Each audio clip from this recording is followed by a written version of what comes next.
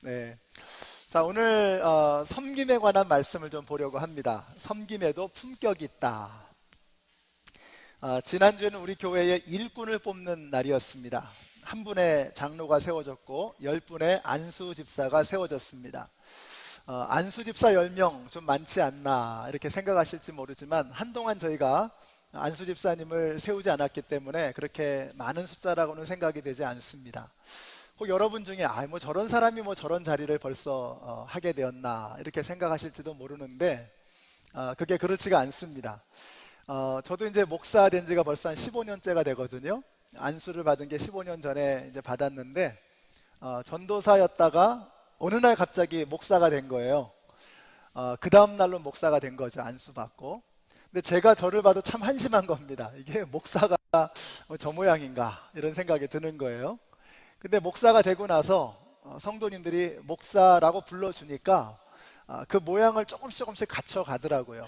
물론 이제 15년이 지난 지금도 모자라지만 부족한 사람을 그렇게 불러주니까 그렇게 되어져 가는 은혜를 경험하게 되는 것입니다. 그래서 여러분들이 근본에 장로로 또 안수집사로 세워지신 분들 격려해 주시고 또 그분들을 위해서 기도해 주시고 함께 동행해 주시기를 부탁드립니다.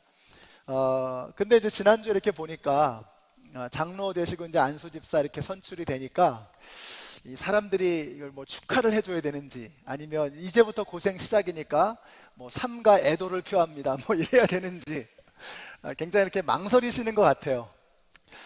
그런데 축하해 주셔도 괜찮습니다.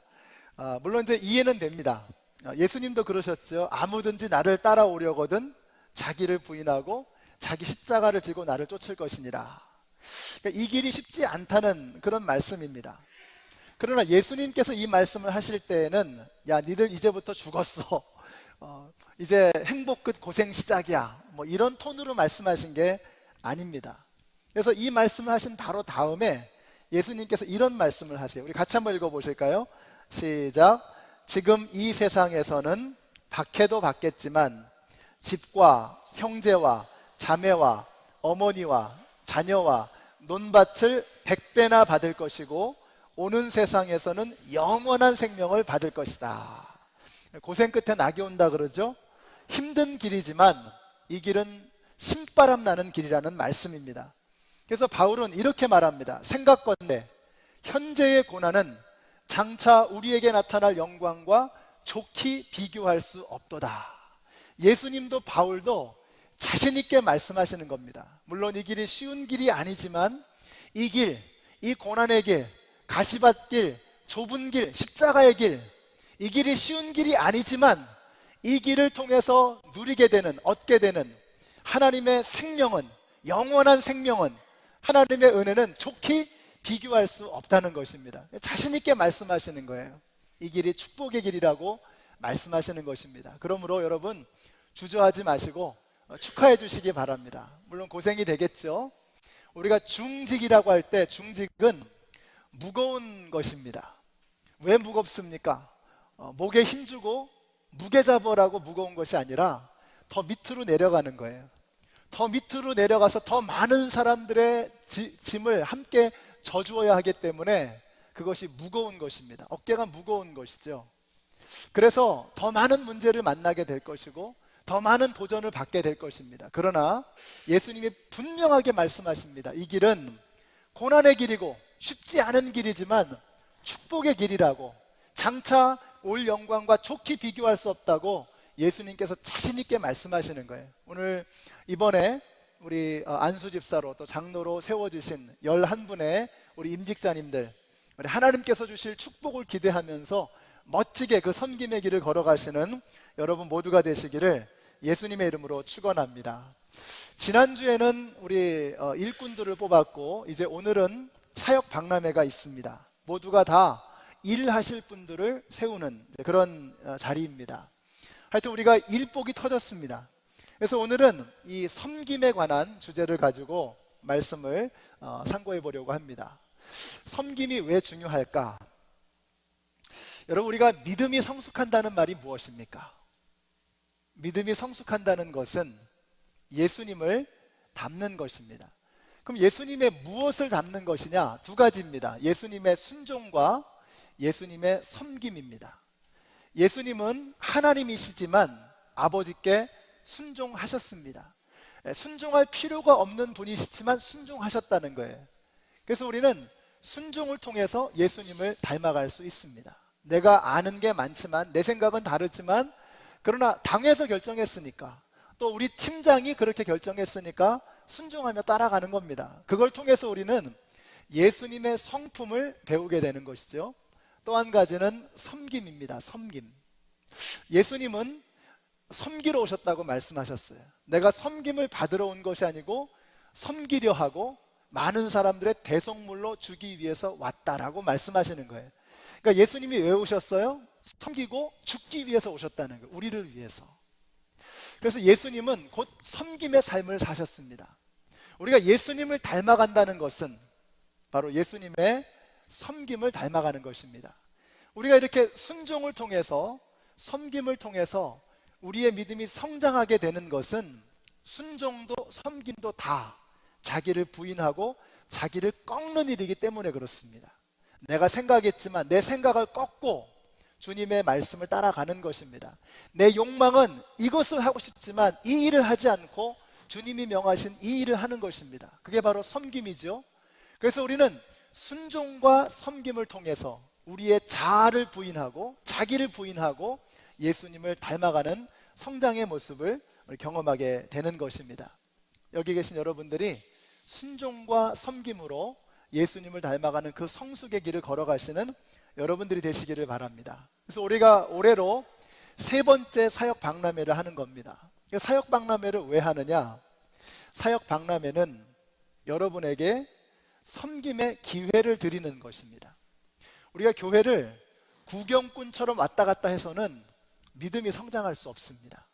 우리의 믿음이 성장하려면 주님의 몸된 교회 안에서 나에게 맡겨져 있는 이 사역을 감당하게 될 때 섬김을 통해서 우리의 믿음이 성장할 수 있는 것입니다. 그러므로 오늘 여러분에게 어떤 사역의 기회가 주어진다면 누군가 여러분에게 오셔서 한번 이 사역 한번 해보시면 어떨까요?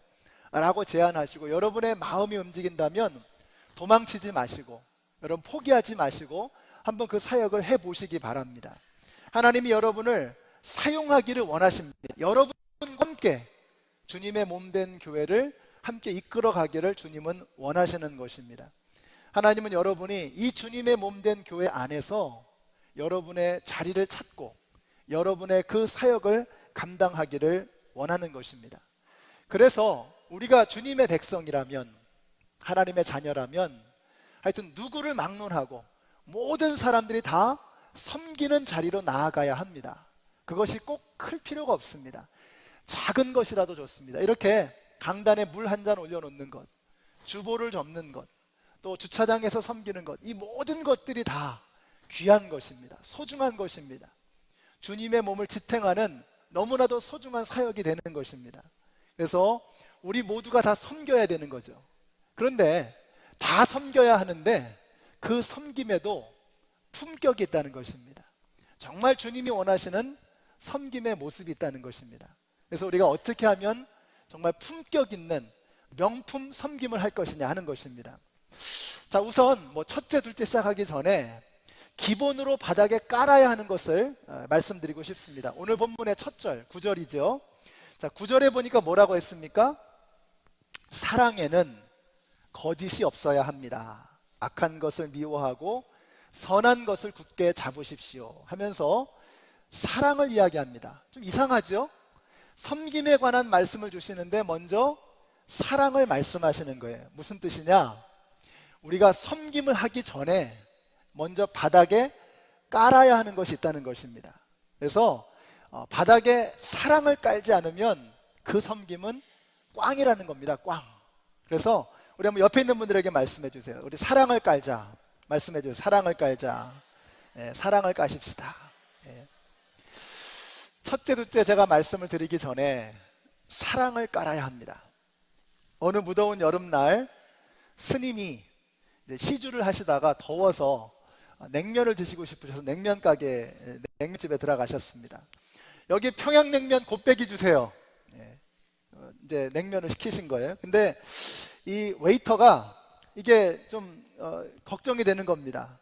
좀 당황이 됐습니다. 왜냐하면 냉면 위에다 고기를 하나 얹잖아요. 이게 은근히 맛있거든요. 그래서 그 웨이터가 이제 스님에게 물어보는 거예요. 스님, 고기는 어떻게 할까요? 그랬더니 이 스님께서 웨이터의 귀에 대고 말씀을 하시는 겁니다.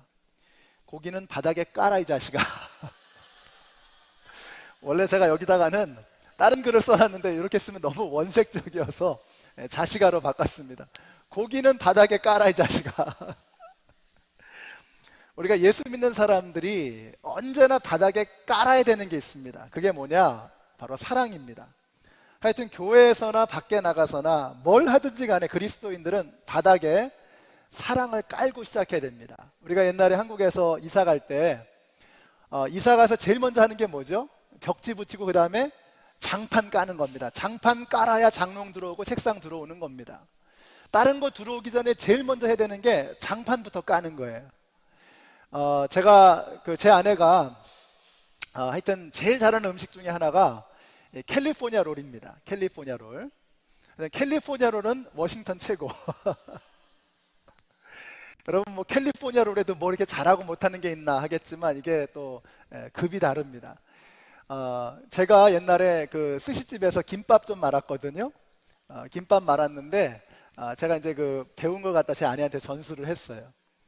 그러면 캘리포니아 롤을 싸기 전에 제일 먼저 깔아야 되는 게 뭐죠? 김을 깔아야죠. 김을 깔아야 김밥을 마는 겁니다.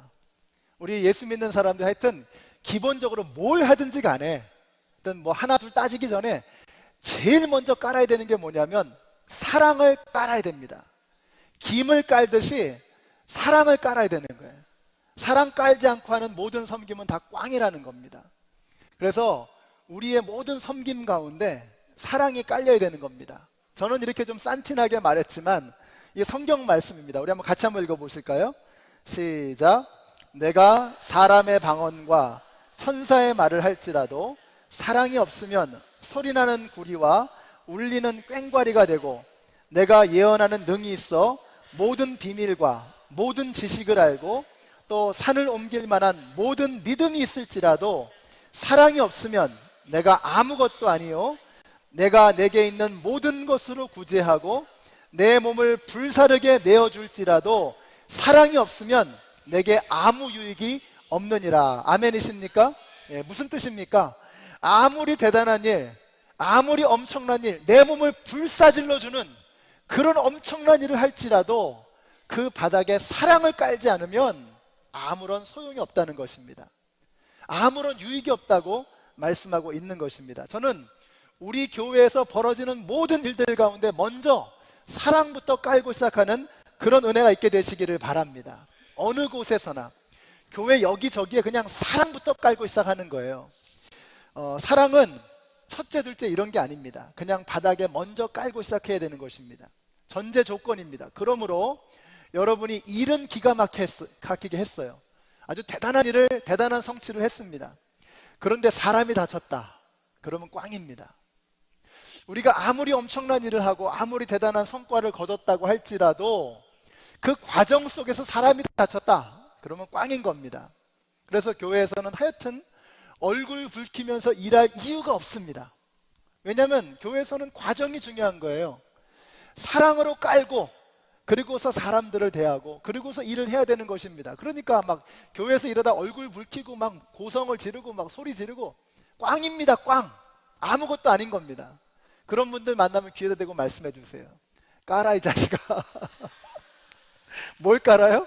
네, 사랑부터 깔고. 우리 한번 연습하겠습니다. 옆에 있는 분들에게 깔아 이 자식아 이러면 싸움 나니까 우리 사랑을 깝시다. 한번 말씀해 주세요. 사랑을 깝시다. 예, 사랑을 깔아야 합니다. 제 말이 아니고 사도 바울의 말입니다. 섬김을 말하기 전에 사랑부터 말씀하는 거예요. 자, 이제 사랑을 깔았다면 그 위에 장롱도 놓고 책상도 놔야죠. 첫째가 뭐냐? 11절 보세요. 첫째, 성령으로 뜨거워진 마음을 가지고 섬기라고 말씀합니다. 저는 여러분이 성령으로 뜨거워진 마음을 가지고 섬기게 되시기를 바랍니다. 불이 붙어야 하는 것입니다. 성령의 불이 붙으면 역사가 나타나는 것입니다. 우리 한번 같이 읽습니다. 시작. 오순절 날이 이미 이름에 저희가 다 같이 한 곳에 모였더니 호련히 하늘로부터 급하고 강한 바람 같은 소리가 있어 저희는 온 집안에 가득하며 불의 혀같이 갈라지는 것이 저희에게 보여 각 사람 위에 임하여 있더니 저희가 다 성령의 충만함을 받고 성령이 말하게 하심을 따라 다른 방언으로 말하기 시작하니라. 아멘이십니까? 그들이 뭘 했어요? 성령으로 충만함을 받고 성령의 불을 받으니까 가만히 있을 수가 없었던 거예요. 뛰쳐나가서 방언으로 복음을 전하고 예수를 증거하기 시작했던 것입니다.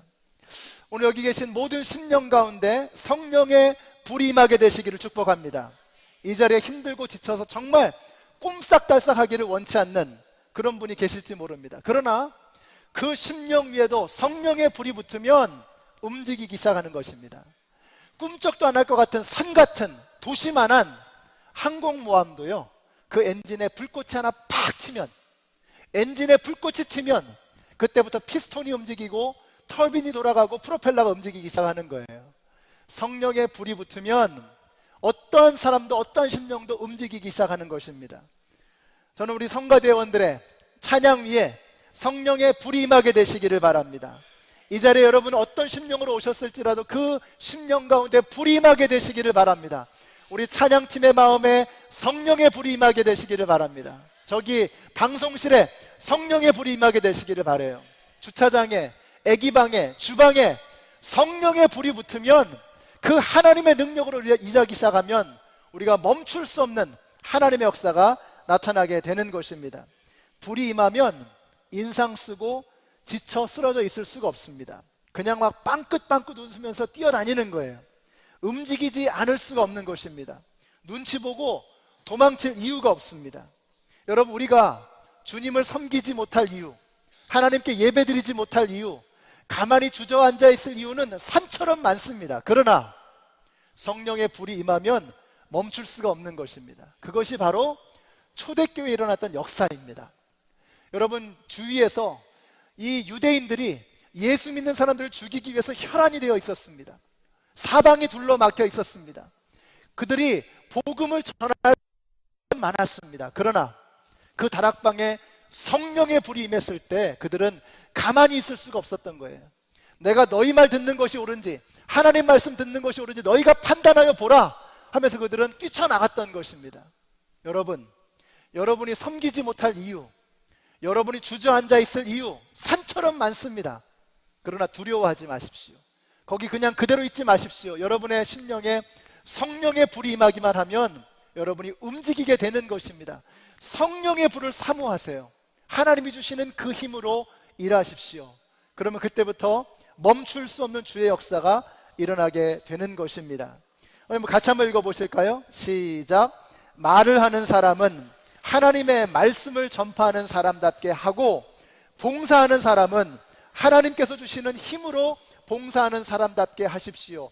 그리하면 하나님이 모든 일에 예수 그리스도로 말미암아 영광을 받으실 것입니다. 하나님의 봉사를 하는 사람, 섬기는 사람은 뭘로 하라는 거예요? 하나님이 주시는 힘으로 하라는 거예요. 하나님이 주시는 그 힘으로 하는 사람은 멈출 수가 없다는 것입니다. 요즘에도 이런 광고가 나오는지 모르겠습니다. 한번 추억의 광고, 에너자이저 광고 한번 보겠습니다. 소리 좀 올려주세요.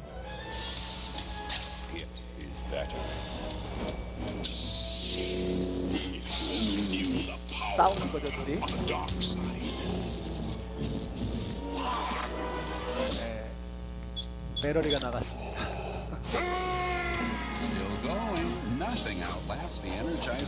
이게 아주 히트를 쳤죠. 근데 또 재미난 광고를 하나 발견했습니다. 요술램프의 진이 세 가지 소원을 들어줍니다. 첫째는 금은 보화, 아름다운 여인. 네, 세 번째, 신중하게 해야 됩니다. Long life. 네.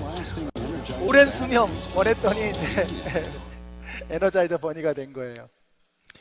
이런 마음이 듭니다. 우리가 우리의 심령에 하나님이 주시는 그 하나님의 배러리를 장착하면 멈출 수가 없는 것입니다.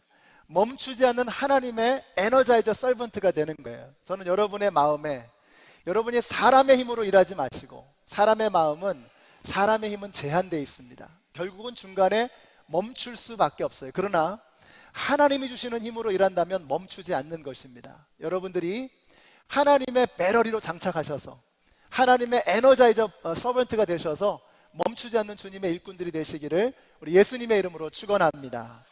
자, 두 번째로 우리의 섬김이 정말 품격 있는 그런 섬김이 되려면 우리는 말이 아니라 땀으로 일해야 합니다. 13절 보세요. 성도들이 쓸 것을 공급하고 손님 대접하기를 힘쓰십시오.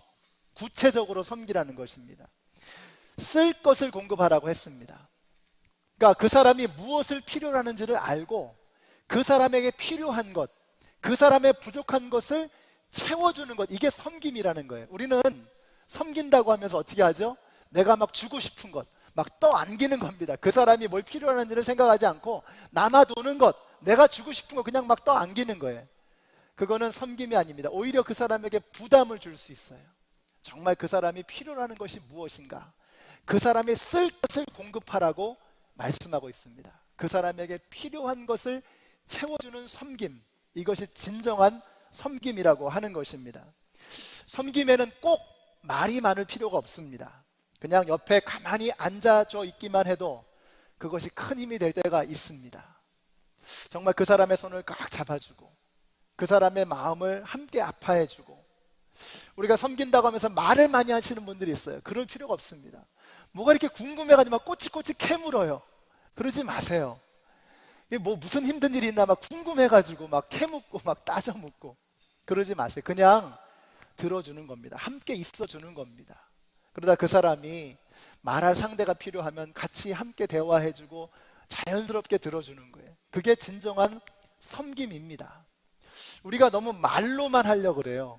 몸으로 움직이지 않고 우리의 삶으로 섬기려고 하지 않고 그냥 말로만 섬기려고 하는 것입니다. 정말 우리가 명품 섬김이 되려면 말이 아니라 땀으로 섬겨야 하는 것입니다. 그래서 우리 섬김은, 진정한 섬김이 되려면 상대방의 필요가 무엇인지를 볼 수 있는 사랑의 눈이 있어야 합니다. 그 사람이 정말 무엇을 필요로 하나, 이 사람에게 부족한 것이 무엇인가 하는 것을 볼 수 있어야 합니다. 여기 손님이라고 했는데 원래 번역에 보면은 나그네입니다. 나그네. 나그네는 성경에서 고아와 과부와 나그네, 세 사람이 쌍으로 나갑니다. 가장 기댈 곳이 없는, 의지할 곳이 없는 사람이 나그네입니다. 뜨내기. 이 사람은 기댈 곳이 없는 사람이에요. 그 뜨내기 나그네에게 쓸 것을 주라는 겁니다. 그러면 뜨내기는요, 다시 나에게 뭔가를 되갚을 능력이 없는 사람이에요. 그 사람이 쓸 것을 따지지 말고 계산하지 말고 그리고 주라는 거예요. 우리가 섬긴다고 할 때 정말 이렇게 가려가지고 섬기는 사람이 있습니다. 나에게 뭔가 반대급부가 올 수 있는 사람, 내가 뭐 해주면 나한테 뭔가 유익을 줄 수 있는 이런 사람, 사람 봐가면서 섬기는 겁니다. 따져가면서 저 사람이 뭐가 좀 있어, 좀 가진 게 있고 배운 게 있고 뭐 배경이 좀 있고 좀 괜찮은 사람 같아요. 그런 사람만 섬기는 거는요, 그건 섬김 아닙니다. 나그네를 대접하는 겁니다. 나에게 더 이상 뭔가를 해줄 수 없는 그 사람을 섬겨주는 것, 이것이 진정한 섬김입니다. 그 사람이 필요한 것, 쓸 것을 채워주는 것, 이것이 명품 섬김인 것입니다. 여기 계신 분들이 따지지 마시고 계산하지 마시고 손님, 나그네 대접하기를 힘쓰시는 여러분들이 되시기를 바랍니다. 이런 생각이, 이 말씀을 준비하면서 이런 생각이 들었습니다. 요즘에 우리 교회에서 베풀고 섬기는 분들이 참 많으십니다. 물론 그 가운데는 좀 여유가 있어서 또 섬기는 분도 있고 정말 여유 없이 섬기는 분들도 계십니다. 어느 쪽이든 돈 있다고 다 섬기는 거 아닙니다. 여유 있다고 섬기는 거 아닙니다. 사랑의 마음, 믿음 없으면 못 섬깁니다. 그냥 사랑의 마음과 믿음이 없으면 자기만을 위해서, 여러분 세상의 모든 사람은요 다 돈이 모자랍니다. 돈이 넉넉하다, 여유 있다 이런 사람 세상에 없습니다. 엄청나게 번 사람은 더 벌려고 발버둥 치죠. 돈이 여유 있다, 이 정도면 충분해, 이런 사람 없습니다. 모두가 다 돈은 부족하게 되어 있습니다. 그런데도 섬긴다는 건 뭐예요? 사랑이 있는 거예요. 믿음이 있는 것입니다. 근데 그 중엔 정말로 어렵고 형편이 힘든데 그러면서도 섬기는 분들이 계세요. 이런 분들 보면 정말 눈물이 납니다. 제 아내하고 얘기하다가 정말 걱정된다고, 마음이 아프다고 그렇게까지 이야기를 하는 그런 경우도 있습니다. 근데 저는 제 마음에 확신이 있습니다. 오늘 바울도 손님 대접하기를 힘쓰라고 말씀하는 이 바울도 그런 확신과 자신이 있는 거예요. 초대교회 성도 중에는요, 부유한 사람이 없었습니다. 넉넉한 사람이 없었어요. 다 하층민이었습니다. 노예고 다 종살이하는 사람들이었어요.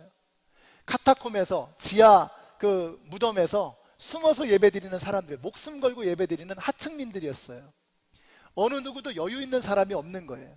그런데 바울이 당당하게 얘기하는 겁니다. 손님 대접하기를 힘쓰라고 말씀하는 거예요. 이유가 무엇일까요? 바울은 확신이 있었던 거예요. 손님을 대접할 때 하나님이 그냥 있지 않으시리라고 하는 것을 바울은 알고 있었던 것입니다. 그래서 저도 확신이 듭니다. 정말 힘들고 어려운 와중에도 섬김의 마음을 가지고 베푸시는 분들, 하나님께서 절대로 그냥 두지 않으실 겁니다. 너희는 먼저 그의 나라와 그의 의를 구하라. 그리하면 이 모든 것을 너희에게 더하시리라. 우리가 하나님의 일을 감당하게 될 때 하나님께서 여러분의 삶을 책임져 주실 것을 믿으시기 바랍니다.